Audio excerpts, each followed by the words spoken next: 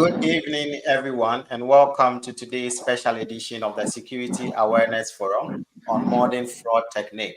My name is George Dosu Doyen, and I'm thrilled to be your host for today's very important section.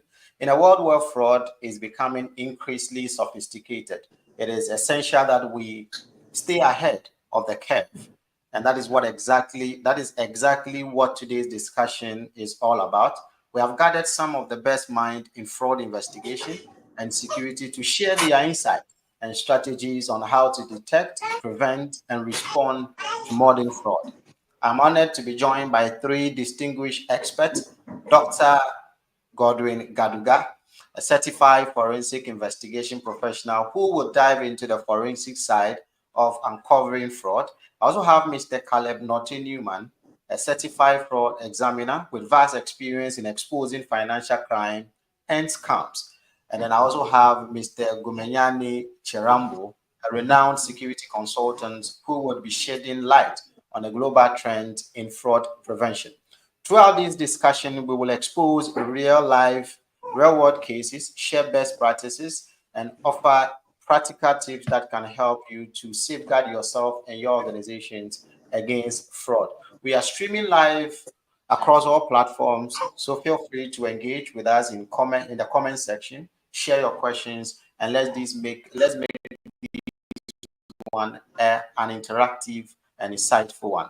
Without further ado, let's dive into today's topic: modern fraud techniques, and explore how we can stay safe, a step ahead of the fraudsters. But even before we do that, let me officially introduce my guests for the day. I have with us in the person, we have three guests for today. I have with us in the person of Mr. Caleb Norte Newman. Let me use the opportunity to introduce him, and then we can move on to the next guest we have. Mr. Maxwell Caleb Norte Newman is a certified fraud examiner. He is a member Institute of Directors. He is a certified forensic investigation professional. He is currently the head forensic investigations with the Absa Bank, Ghana. He oversees investigation of all fraud cases, anti-fraud awareness, and any other issues that has to do with fraud. He comes in with over 12 years experience in mitigating and fighting fraud. The second person we have as our guest is our usual guest, of course, in the person of Gome. Mr. Gome, I think, is facing few challenges. I would so will introduce him. But before I do that, let me then introduce our new guest, Dr. Godwin Gaduga. Dr. Godwin Gaduga is a chartered economic policy analyst, is a chartered managerial economist, is a chartered management consultant, is a forensic accountant, is a certified forensic investigation professional, is a associate member of the Association of Certified Fraud Examiners, is a fellow of the Global Academy of Finance and Management. He is also currently people at Emisan and MISA at Law. He is a lecturer at the Banking and Finance Department of Indum School of Business and Technology. He is also a lecturer at the Doyen Institute of Intelligence and Investigations. He has over 15 years experience within the financial sector, especially fighting fraud. And again, we have Gomenyani Chirambo from Zambia. Is a managing consultant at Pax Solutions. Is a principal IT and security consultant, and he's been in that position for the past 15 years. He has worked in the past with a US aid program in Zambia. Ladies and gentlemen, let's welcome to the show our guests for today. We're still waiting for Mr. Chirambo to join. So, gentlemen, you're welcome to the studio. Thank you. Thank you. I would start the discussion from Mr. Caleb Norton Newman. Fraud. What is fraud, and who perpetrates fraud? Okay. So we are saying that, can I be heard? Yes, loud and clear.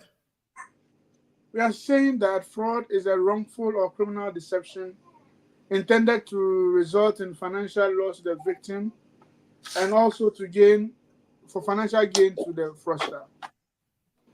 As we discuss the word fraud, we have to look at the categories of fraud in a different sense altogether. Fraud can be internal, that is internally perpetrated by people inside an organization. It can also be external and can be also collusion. Fraud has characteristics. Fraud is uncommon. Fraud also is concealed. So we are saying that fraud is clandestine. Fraud is hidden.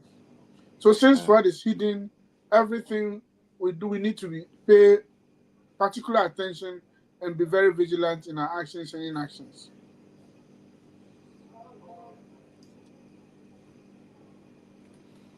Thank you. But the next question is, who perpetrates fraud?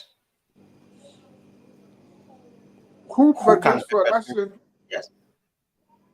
When it comes to fraud, we don't have a color. We don't have who perpetrates fraud. When you go into criminology, you will have different theories as to who perpetrates fraud. Lombardo, one of the criminologists well-renowned criminologist, said that nature and nature controversies comes in when it comes to fraud. But his view as in who perpetrates fraud was refuted. So when you look at who perpetrates fraud, you will not see as in because this person was raised or this person was trained in this vicinity, then the person is a fraudster.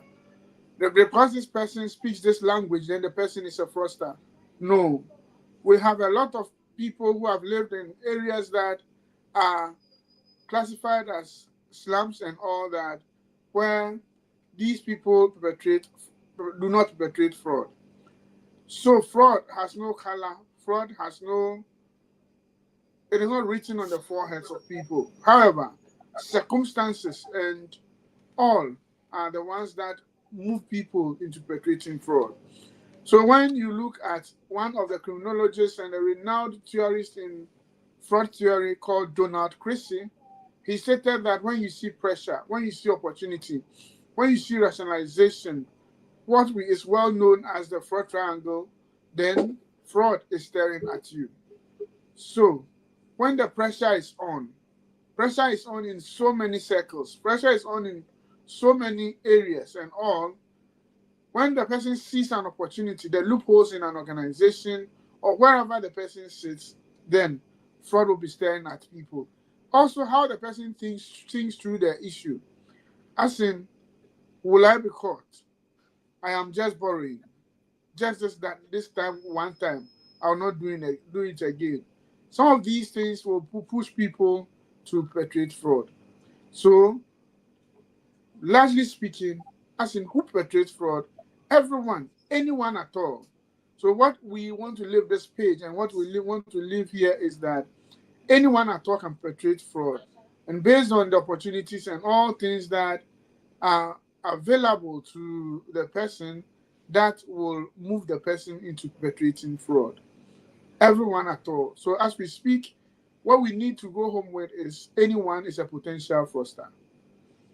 Thank you very much, Mr. Maxwell. Mr. Godwin, Dr. Godwin Gaduga. Now, what are some of the emerging trends in terms of people who commit fraud, either over the internet space or even within our organization? What are some of the emerging threats or trends used by fraudsters in committing fraud?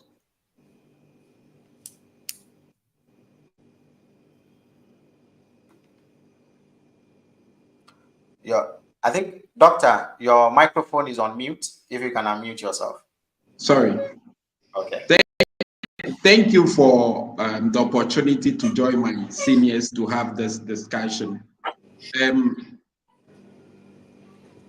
When it comes to fraud, like my senior and my lecturer, I need to admit that Mr. Maxwell has been my teacher, my facilitator when I was in Doyen, and he has done a good job by preparing me for this day. I salute you, sir. The fact that I have overtaken you on a highway doesn't mean that I am your boss. I'm still under you. Is allowed. All right.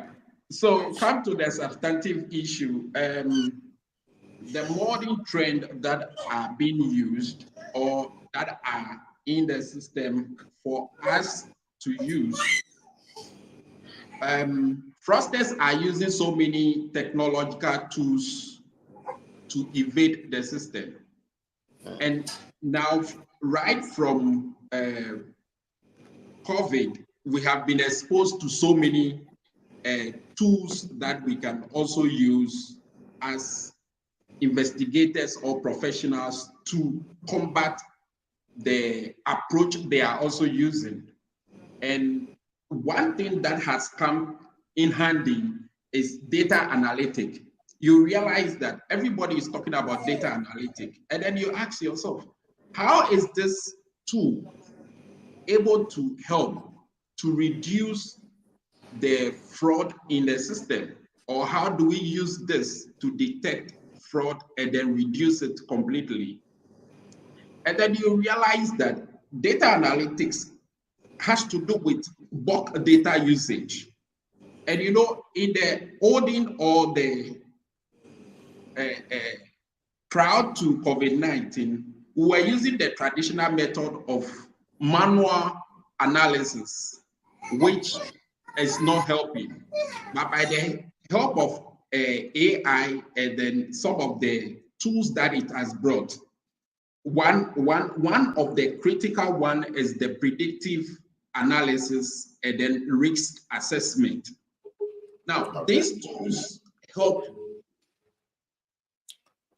Doc, those are the steps taken to mitigate these fraudsters or those who perpetrate fraud or those fraud approaches. But today, before that, we'll come to that entirely. But before that, can we look at some of fraud that are being perpetrated by criminals? Example, if we can look at aside, let's say for fraud, that we have the mobile money fraud, where we have people calling and then using other means of getting your details to cash out your money. We also have other types of crime that is related to fraud. Can you tell us about some of them? And then probably from either the organization perspective, because I know for you, for example, you work a lot with the financial organizations, and then you are able to detect fraud that happens within organizations. So now let's talk about fraud, how it happens, okay, and the type of fraud that is in the system today. Then from there, we can migrate to have the key conversation on how to mitigate them. All right. Okay. So online payment fraud is also like on a high. When you assess everything, it is apart from the mobile money, online payment fraud is on a high. Okay. All other ones are subsidiary, they are not growing. The reason why the online one is on the high is because every now and then things are changing. Okay. And these guys are really on a top speed. Okay. And you realize that almost all organizations are moving from writing of checks, issuing a transfer letter to online payment. And so they are attacking us on a high when it comes to online payment. Okay, so thank you very much, Doc. Kindly hold on for me there. Let me go to Mr. Maxwell Caleb Norte Newman. Mr. Maxwell, can you tell us some of the cases you had to handle in the past, especially with fraud? I know you work for a financial organization, and then most often you have fraudsters always trying to infiltrate into your system to make away with things. Now, the key question is, aside Azan Kalabule, Okay, and other modern, what are the other modern threats of fraud? Yes, so when you look at the Association of Certified Fraud Examiners, they have what we call the report to the nations. And they have what they do on yearly basis. They predict fraud that will be experienced by the world. Because of the nature of fraud, I've mentioned it already. The nature of fraud is clandestine, so it is always hidden. People, they are moving away from the check fraud, the imposters, and then withdrawal schemes that they do in the branches of the banks and all that, and they are moving into business uh, business email compromise, and they are moving into other online frauds that when you are going to check and all that, you will not be able to get who is behind this fraud. When somebody sees an opportunity to perpetrate fraud, the person will ask himself, will I be caught? If the person answers yes, the person will not continue with his actions and inactions. If the person says no, then he will try as much as possible to do things that he will not be caught in any way. So they look at online payments, they look at business email compromise, and they look at other things like deep fake fraud and all other things to make sure they perpetrate fraud against people. And they are using these techniques as in phishing, smishing, and vishing to attack people. Thank you. May I know if Mr. Chirambo has, please, can you hear us, Mr. Gomez? George, I can. Are you able to hear me? Okay. Yes, you are loud and clear, and you are welcome to the show. Quick one from your end. Thank you so much. You have Apologies, I'm having technical. Yes, please. That's fine. You have been an IT consultant for the past 13 years, and I'm sure that one way or the other, you might have come against fraud. Now, how is the situation like in Zambia? And then again, what are some of the modern means through which fraudsters are scamming people either over the internet, because you are an IT person, over the internet? Thank you.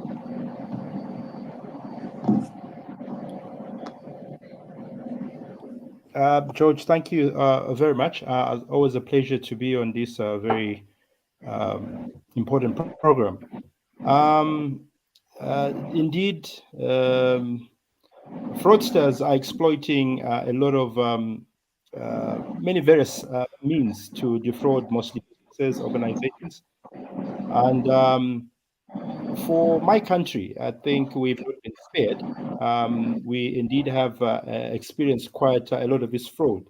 And I like to categorize it. It comes in terms of technical vulnerabilities. We have human-centric vulnerabilities. And one thing that has been experienced greatly in my country, you find that under the technical vulnerabilities, George, you realize that we have an issue of outdated software systems that companies are using, which end up making them vulnerable to these fraudsters. People get to implement IT systems, but do not religiously follow up issues like patching vulnerabilities, issues of weak passwords, authentication, use of unsecure networks, Wi-Fi. It's very easy to walk into a public place these days and find a hotspot, but most of these hotspots are really not very safe, and fraudsters have realized that people are always eager to find some free hotspot somewhere, and they're able to hit the unsuspecting victims. Some of the human-centric vulnerabilities that have not spared Zambia. Of course, we talk of social engineering, phishing, insider threats. So basically, employees, contractors, partners that are working with these businesses. One thing I've noted, George, particularly is there's also a lack of training and awareness by most employees. As much as companies and institutions are investing in technology and trying to secure and bring in efficiency, One thing they're not spending on enough, George, is issues of training and awareness when it comes to employees. This has led to a number of cases that particularly have helped a few institutions with, where you find issues of poor password management. Employees have passwords. You go to a client's premises or office, and you're trying to help resolve an issue. You basically look at the desk calendar. Written all over that desk calendar is a number of passwords that people are actually using on the machines that you're sitting on. So I think there's a lot of user training also that needs to be done that these fraudsters are taking advantage of, George. Okay, so a quick follow-up. With all the problems you've stated, I mean, with social media and online platform being used more frequently for scams, how can users protect themselves from falling victim to fraud?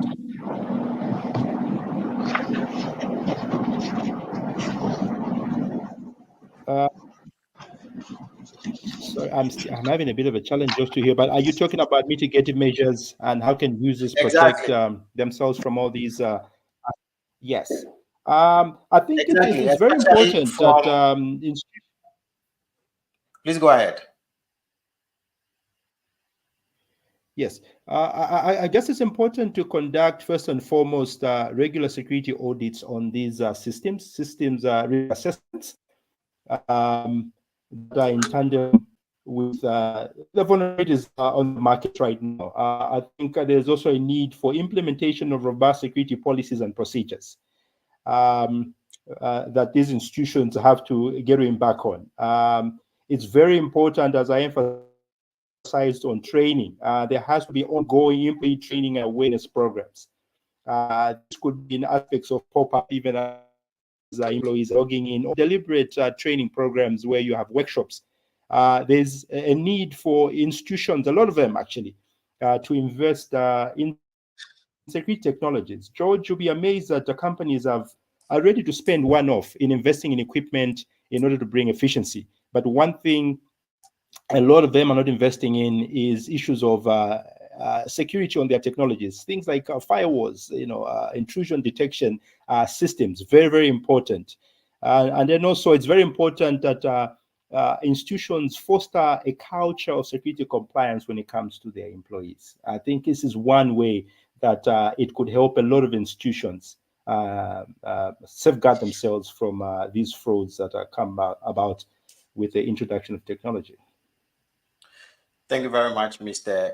Gome. Let me just say this quickly. If you're watching us live on Facebook and then YouTube, we'll kindly ask you to share these very important discussion to your various profile, just so friends and family members can also benefit from what has been discussed. If you have any questions, please kindly leave it at the comment section. I'll read it out to our guests. They would have them answered, and then we will take it from there. So kindly share, and let others benefit from this session as well. Now I move to Dr. Godwin Gaduga, and I will be focusing on the current emerging trends in forensic investigation. My question is, what are some of the emerging trends in forensic investigations when it comes to modern fraud detection?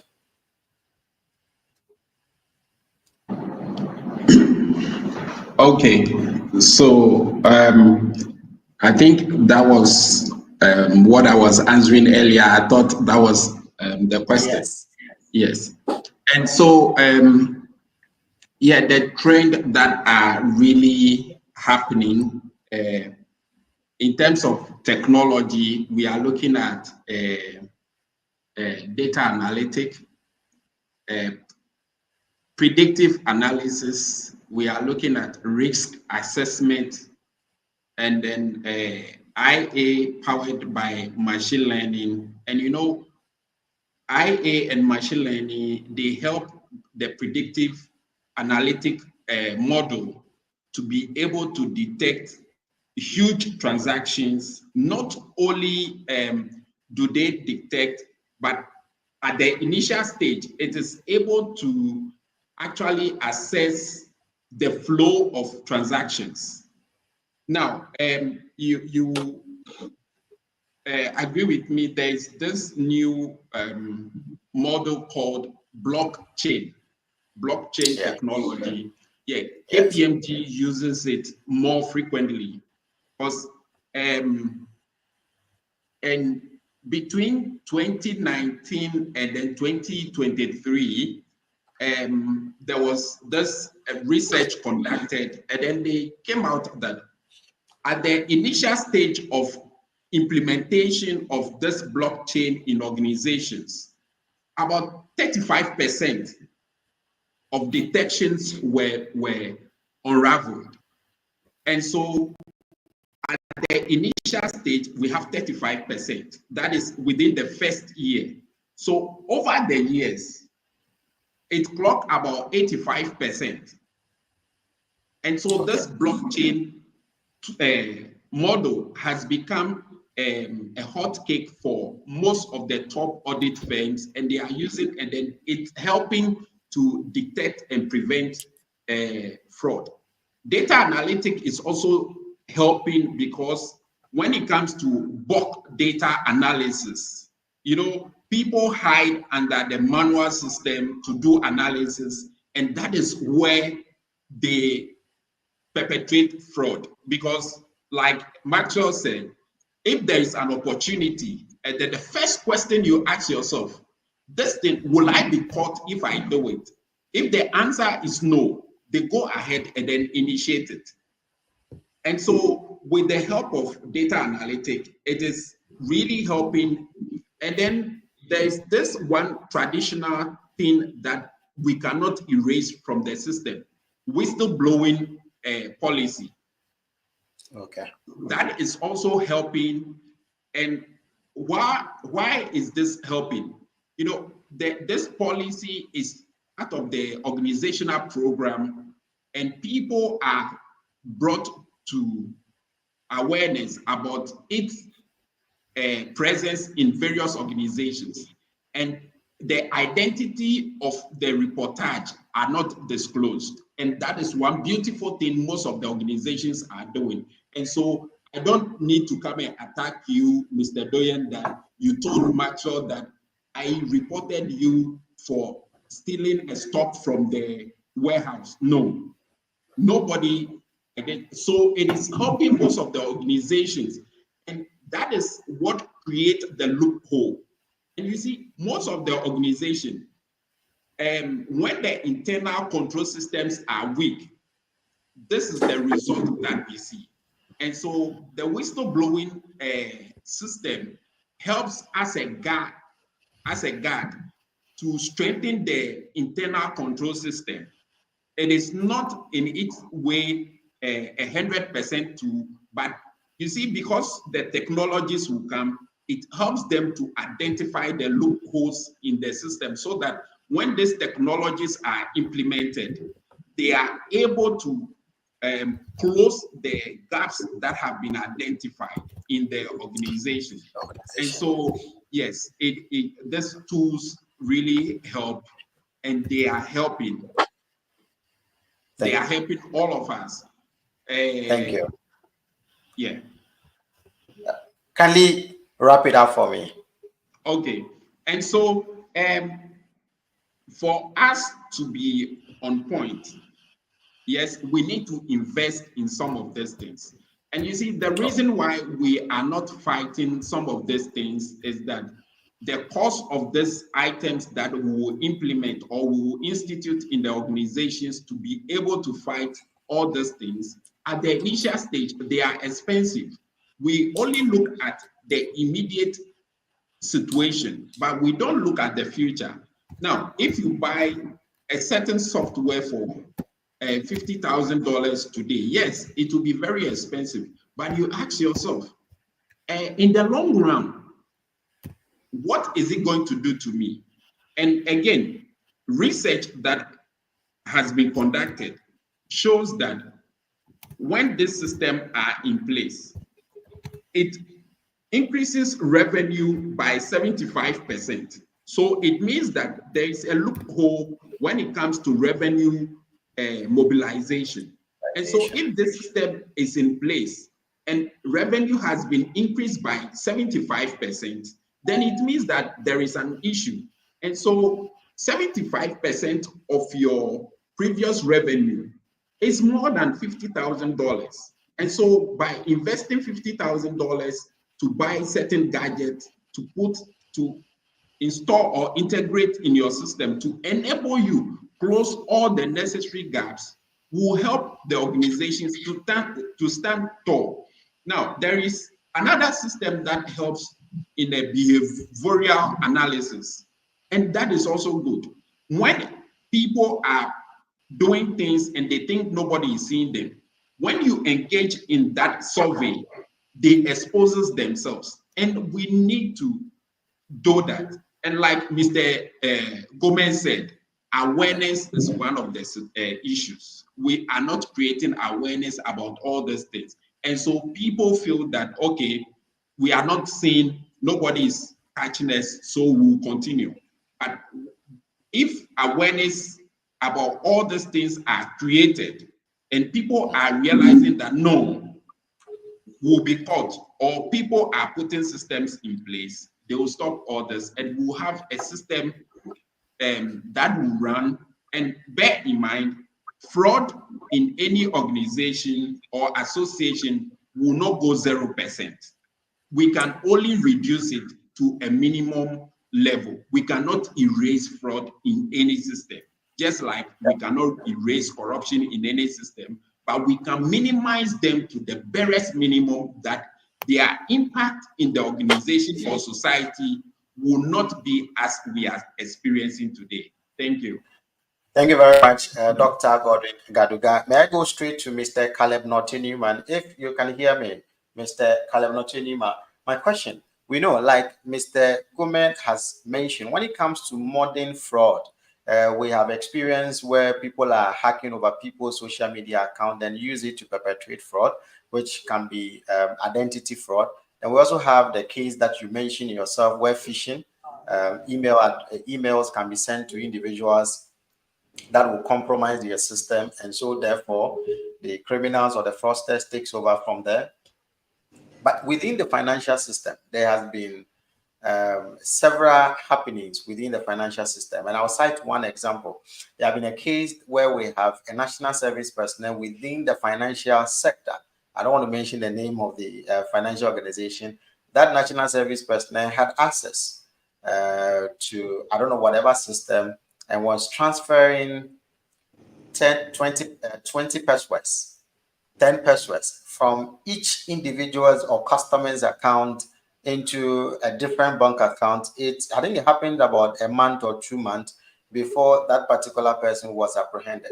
Now, those that have made investment or savings within the financial system, how difficult or how easy is it for criminals to infiltrate, especially fraudsters, to infiltrate into, let's say, the financial system, especially when we know that you have the best mechanism in place?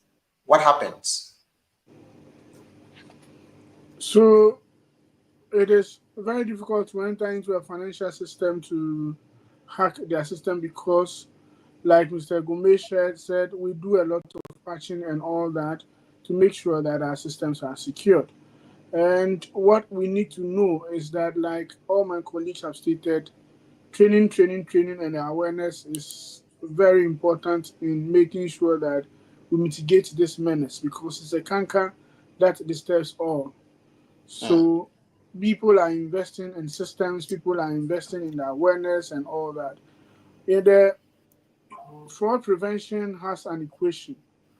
And when you look at the fraud prevention and you look at the fraud equation, it says that systems plus policies plus procedures plus people is equal to effective fraud prevention.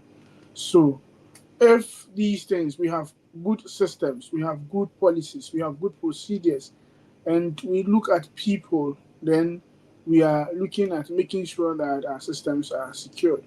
You all agree with me that when you see systems and you see policies and you see procedures, you see all these things in play, you realize that these things will not, systems, policies, procedures will not in isolation perpetrate fraud, but what it is that people will manipulate the system and all.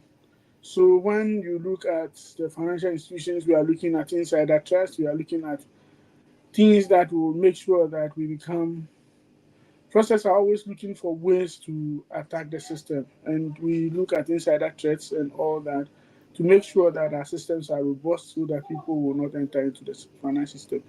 The example you gave, as in the passwords and the things on the accounts, you realize that because people are not aware, you ask yourself that how many people will go to the bank and check their statements to see that my 10 pesos has moved off my account. You will see that just a minute percentage of just if it becomes very often, that is when somebody will do that. And that type of fraud, in when you look at the what that type of fraud is called the salami attack, or the salami technique. So these people will want to take passwords from your accounts and make sure that they make more money. So they divert the passwords into different other accounts. So, like I'm saying, awareness is key when we continue to move into our statements and check our statements and realize that there are some amounts that are missing on the account. Even though it is passwords, we should not take it lightly. We should check and see what is happening. Maybe something wrong is happening, and then we'll go deep into it. Thank you very much. Now, let me turn to questions, comments from our listeners, and then from there, I would come back with a different question. We have Mami Ipia Adipa. I'm watching from the Volta region. We have Mr. Basil Ibrahim, happy to join the program, he said. Then we have Amefie, I'm watching live from Pukiasi. Then we have Michael Suriba Kamara from Sierra Leone. He said, I'm watching from Sierra Leone. And then we have Kubela MG. He said, I'm watching from Botswana, my leader. Again, Mr. Michael had a question. I would come back to the studio with that question. Then Cyril Ayite Ministry, I am on. So thank you for joining the show. Also for that possible. I'm Jonathan, watching live from the Volta region, Hope to be precise. And then now I go to questions. If you have any questions, kindly leave it at the comment section and my guest would have time to answer it. The first question, and I think I'll give these to Mr. Caleb again. George, I would like your esteemed participant to differentiate between fraud and corruption. What are the points of convergence and the divergence here? I think Michael wants to know the difference between fraud and corruption. Are they the same thing? Is there a thin line? There's a very thin line between these two subjects, that is fraud and corruption. Corruption has to do with so many other measures to take money, but when it comes to fraud and all that, one thing that we need to know is that fraud and corruption, we need to make sure that we look at two things. We have something we call the mens rea and then the actus reus. That is the intention and the action. In all instances, there should be an intention and there should be an action. When it comes to fraud, when you look at the criminal code in Ghana, it tells you that section 134 talks about fraud, and it talks to you, it explains what fraud is, and then it also looks at the elements of fraud. And when you look at the elements of fraud, you have misrepresentation in there. If you are able to prove intention, if you are able to prove the action, you'll be able to prove what we call fraud. But corruption comes in a different way altogether. So this word, that is fraud and corruption, has a thin line. As we do, we need to make sure that the intention and then the action, we are able to show these things and it will help us to differentiate accordingly. Thank you very much, Mr. Maxwell. Another question from Mr. Michael. I think now I will give that to both Mr. Dr. Godwin Gaduga. Is it modern fraud needs modern solution? How ready is Africa to mitigate these menaces to our national development and security? Your take, Doc. Is Africa ready? Well,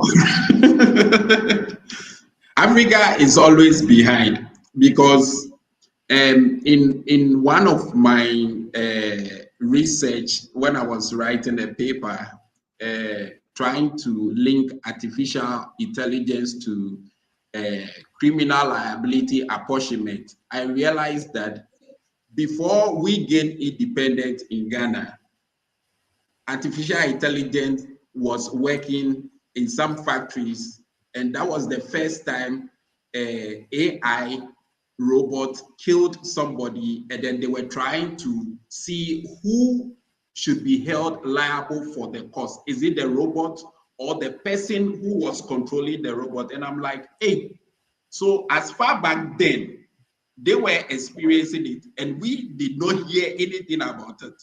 And so for Africa to be ready, I think Africa, we are not ready yet. And we need, like we are all saying, we need awareness to awaken all of us that, yes, there is something that is happening and we need to rise up. Just like when COVID came, you see, what the issue with we Africans is that we want to see the thing happen before we start developing solutions for them. And because we have not been hit by anything yet, we are relaxed. We want to see show, and then we'll start responding. If we are proactive, we'll be following the World Economic Forum that they organize yearly. They predicted that by 2030, about 70 to 80% of jobs will be automated.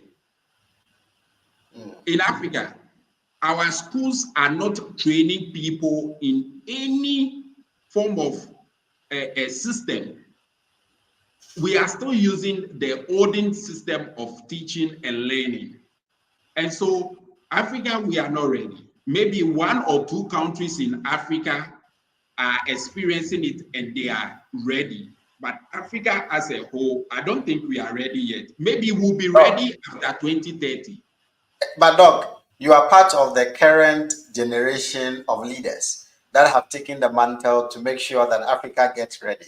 So now, what are you, myself, and all of us here on this platform? In fact, what we are doing currently is to create the awareness that all of us are talking about. And creating the awareness helps to mitigate these problems in one way or the other.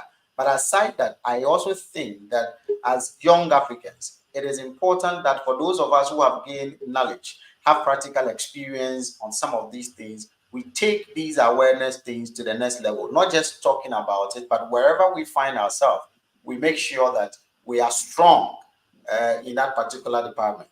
Okay. So now the key thing is, what do you think as an African nation or as an organization within Africa, what can they do right? I know you've spoken about certain systems, certain software that must be implemented to safeguard against fraud. But again, is there anything new we can do to make sure that at least we minimize the threat of fraud at least to 80%? Okay. Yes. There are other things we can do to reduce it, and these things are called the 5 languages of appreciation in organizations. Okay. Now, in every organization, people tend to strike into fraud activities when they are not appreciated. I am doing all my best, and then nobody seems to appreciate me. And there's this guy at the top. Maybe I am at the operational level. I will work hard, produce the report, the result, give it to this guy. He will only go and do presentation, and then they will reward him. My name will not be mentioned. I'll not be mentioned anywhere. And when they are taking decisions, I am relegated. When people see these things happen, they become sad within them. Now, sadness then develop into an emotion that look for opportunities in the system to do bad. And when this becomes the result, we see fraud happening. But when we appreciate every individual in the organization, is it a time that you want out? Because appreciation doesn't come in one way. It doesn't only come in monetary terms. Somebody only need a time to study. Somebody for instance, if you give me money, well, you are disturbing yourself. But if you give me a new course to go and study, oh, you have boosted my morale. I'll be happy when I come back. I am on heat. I'm coming to pour everything that I have learned on the organization so that we go forward. Somebody, it is money. Somebody, it is time. Somebody, just give him leave, extra days of leave. This person goes back to the house, rest, come back rejuvenated, and then they work. And before they go, or before at the end of every month, if you pay their salaries, send a small note. Thank you for being part of the organization. Your contribution has been recognized, and we pray that you do more for the organization going forward. Even though we pay you salary, we feel that it is not enough. By thanking you and appreciating you in this way, we feel that you feel happy. Any employee who sees this salary, my brother, you have killed this guy, and this guy feel recognized, feel part of the organization. And when they are coming to work on Monday, they are happy. If they don't see these things, it kills them off. They don't feel recognized. Thank you. Thank you very much. Thank you very much, Doc. I think your last part was very impactful, and we're grateful. May I go to Mr. Gomez? I think we are almost bringing our program to an end, but I still do have two questions. This one in just under a minute or two, Mr. Gomez, how do you foresee fraud evolving in the next 5-10 years? And what step do you think businesses can take to be future ready for those threats? How do you foresee fraud evolving in the next 5 to 10 years? And what steps should businesses take to be future ready?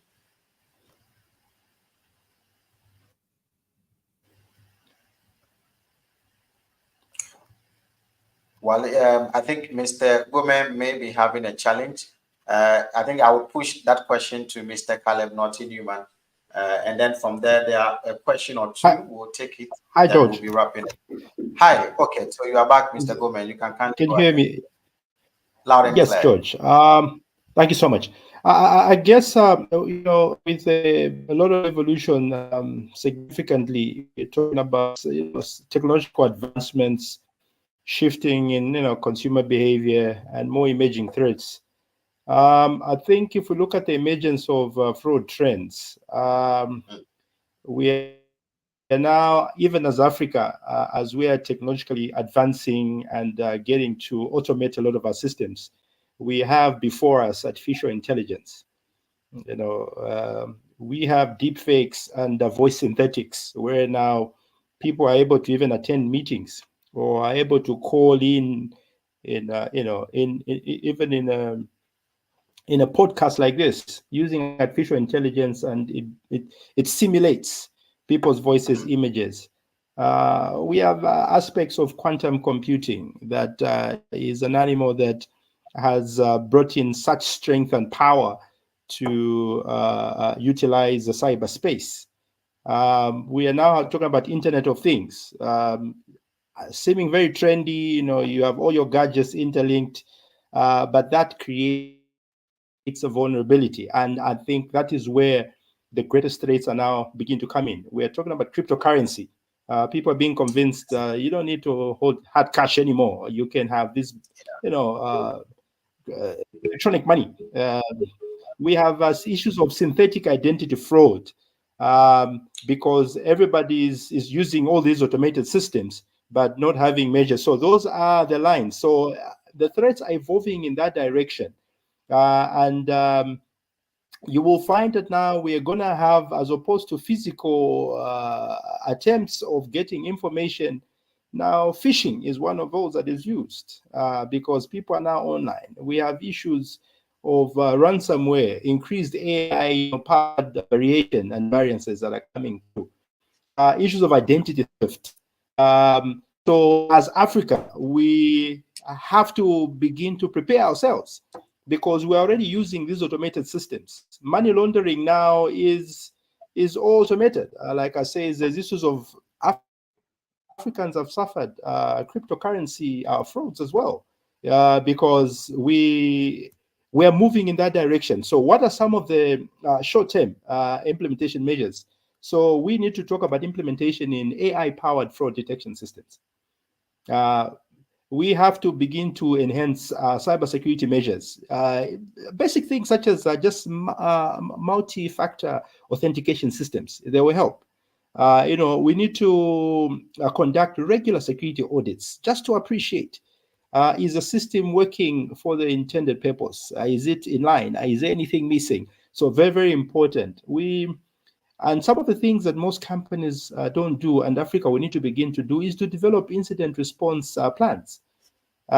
Should we then realize the system is not working exactly as we intended, it's creating a vulnerability, how ready are we to mitigate that in the quickest possible way that we don't have that vulnerability perpetrated? I guess this will not go away from any one of them. Training of our employees on emerging. We should not wait on a reactive, but it has to be a proactive aspect. Let us train our employees and as Africans ourselves on emerging threats. We can learn from others and become ready. So these are some of the things that we probably would look at in the short term. Maybe I can say finally, George, if we're going to talk about medium term, maybe 5 to 10 years, we need to begin to invest in quantum resistant cryptography. Those are very complicated, expensive systems, but if we are to come up to speed, as you asked, Doc, the question, now we're ready. Is Africa ready? These are some of the interventions we need to begin to start deliberately implementing and making. Implementation of development of synthetic identity detection capabilities. How do we tell the difference between some fictitious gentleman or lady pretending to be me over a system? So very, very important. The Internet of Things security measures. We need to begin to implement security systems that will secure, even as we interconnect our gadgets to make our lives easy, be it at home and mostly in these business places. We need to talk about integration of biometric authentication with our traditional and many others, so that we have multiple factor layer of authentication even as we get into the systems. I know one of my colleagues talked about establishment of blockchain-based secure data storage. That is one of the ways that will really help Africa and help us in the medium term, George. Okay. Thank you very much. I think I'll bring Mr. Maxwell Khaled-Nortey-Newman into the discussion now. We barely have less than 5 minutes to wrap the program up. But there is a question. I don't want to be the person answering that question. And so therefore, because it has to do with the banking sector, I would push that to him because he has an experience in that. The question is, I've heard of an instance where people's account has been hacked, meaning their bank account. I would like your guest to give a way of protecting our account. I don't know, because I don't think I have come across that within the banking system, because I know each bank or each financial organization have their own way of making sure no one infiltrates into their system. So I don't even know how you are going to even tell that your account has been hacked. I know social engineering can be used to when you voluntarily give out unaware, you give out your own details, someone else can transfer money on your behalf. But as to your account being hacked in the account, Mr. Maxwell, you can simplify that for us. Yes, like you said, you are spot on. All financial institutions have a means of protecting customer accounts and also creating confidence that you'll be able to continue to market, you'll be able to keep your accounts with all the financial institutions. What I will advise is that let's stay glued to our accounts and let's all banks are going through digital space where today you can stay in your home without running into the bank. Hitherto, when you want to bank, you have to go to the bank and you go to the branches before you can withdraw money from your account. But today, at a click of a button, you can go onto your account. Let's ensure that we do regular checks on our statements. And if we do regular checks on our statement, as security starts with you, as the banks are trying to put in systems to make sure they protect you and also to continue to secure your confidence in their brand and all that, security starts with you.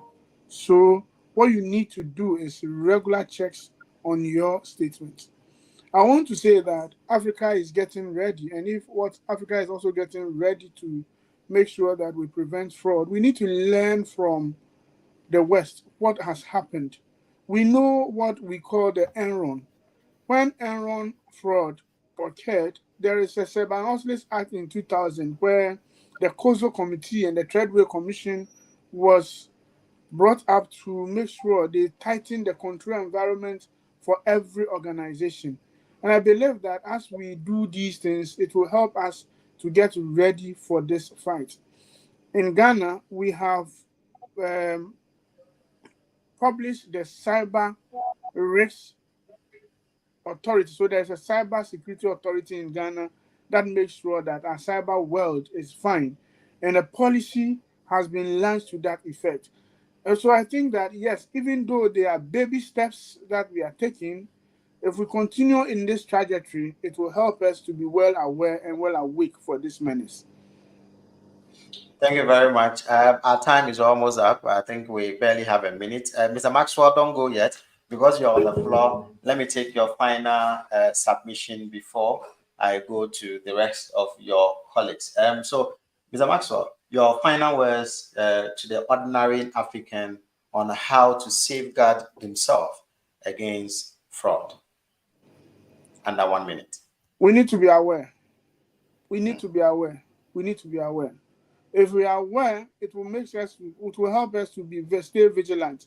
And staying vigilant is make sure you are protecting your funds, you are protecting other people's funds. If you are aware, you will be able to tell another person that this is the trend and this is an evolving trend. Like I stated earlier on, fraud is clandestine. Fraud is hidden.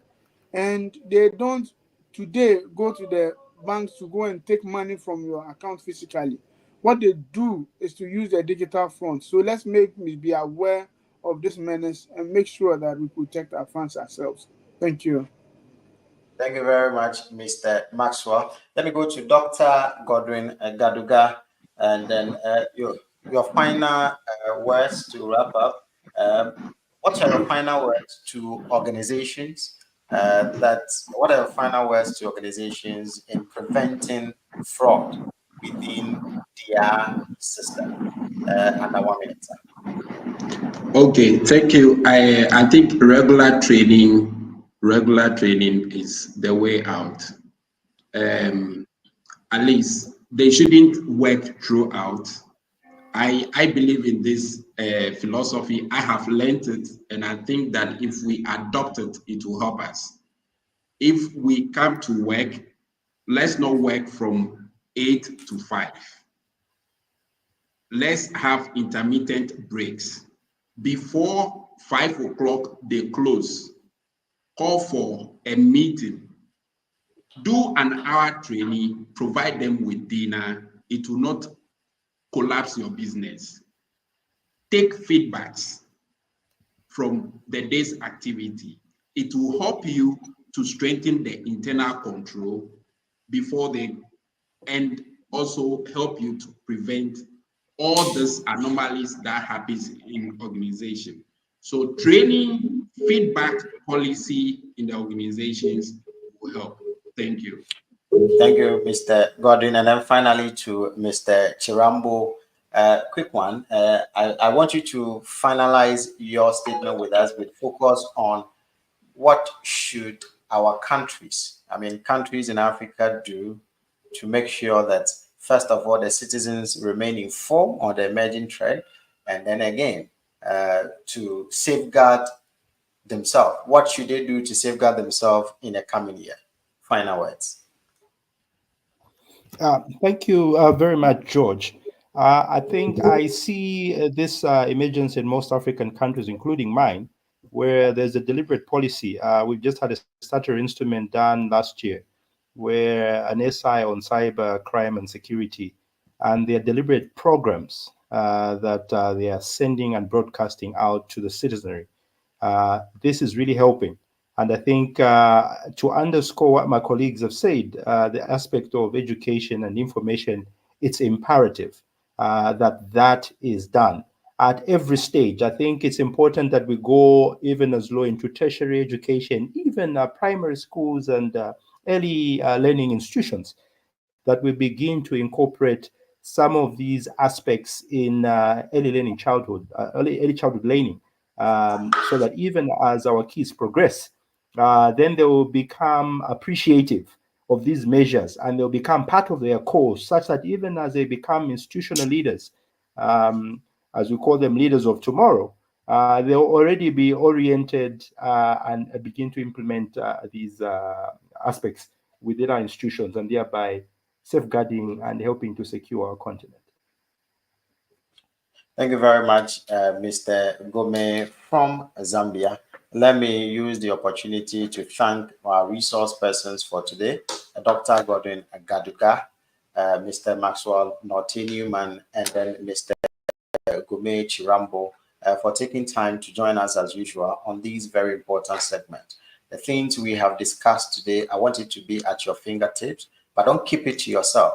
The reason why the show is being streamed live on social media platform, it's so that when you hear, you can disseminate and let others also get the same information. If you see one particular thing that has been running through our discussion today on how to mitigate fraud is training, awareness. And one of the ways we can make sure these awareness reaches everyone is through you sharing whatever we have studied today. So your friends, your loved ones, those that you've connected with them on a digital platform like Facebook can join the session and listen in so they can also become aware. On this note, I also want to especially thank you viewers for taking time out of your busy schedule to join the session. Join us next week at the same time, 17 hours GMT, when we take on another awareness topic in educating you to stay safe in these dynamic security challenges. Until we meet again, please do enjoy the rest of your weekend.